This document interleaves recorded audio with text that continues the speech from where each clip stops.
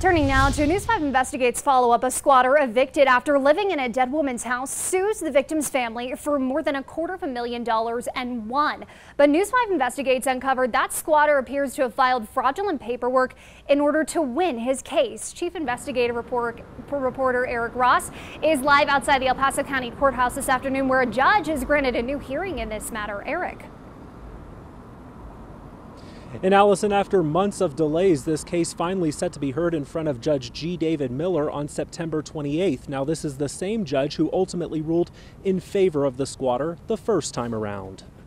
Jack Cole is currently in prison, but that hasn't stopped him from filing multiple lawsuits as he sits behind bars. In 2018, the courts evicted Jack Cole, who at the time was living in a dead woman's house and refused to leave. A year later, he sued the deceased woman's family for more than $250,000 for mental anguish, loss of social standing, and injured feelings, and won a default judgment. Michelle Clark had no idea she was being sued until she checked her mail. Opened up that letter to find there was a default judgment entered against me. So at that point, everything kind of blew up, and I had to take the rest of the day off work to make some phone calls and find out what was going on. Cole apparently came up with an elaborate plan to fool the courts, having a fellow inmate get a bogus affidavit of service notarized showing the Clark family was hand-delivered the paperwork for the lawsuit.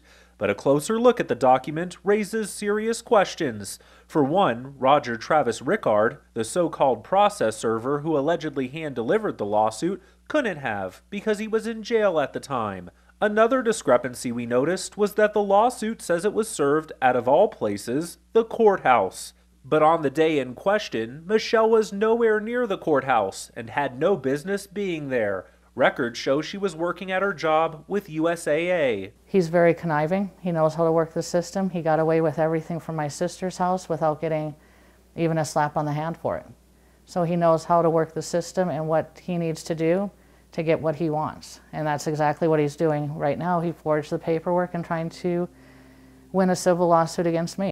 The original judge who ruled in favor of the squatter's case has granted a new hearing to get to the bottom of what we've uncovered. In a little more than a week from now, Cole, his alleged process server, and notary are all due in court to explain their actions. Meanwhile, Michelle says she hasn't been able to mourn the loss of her sister Wendy because it's been one thing after another with the squatter who just won't go away. It's a waste of taxpayers' dollars in running this through the courthouse. It's a waste of everyone's time, and it can destroy someone's life. They need to be held accountable and get charges brought up and pay for what they've done. And the reason Michelle decided to go on camera is because she really wants lawmakers to take note and stiffen penalties for people who waste the court system's time by filing bogus lawsuits. It's still unclear whether Mr. Cole is found to have violated these policies and perhaps filed bogus documents. Whether he'll face any additional charges, it's something we will keep a close eye on. Allison?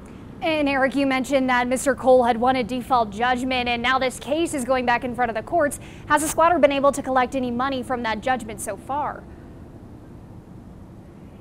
Not at this time. You know, the judge ultimately ruled that Mr. Cole should not try and collect any money from the Clark family until this case is over. So for now, he will have to get his jailhouse candy machine money somewhere else.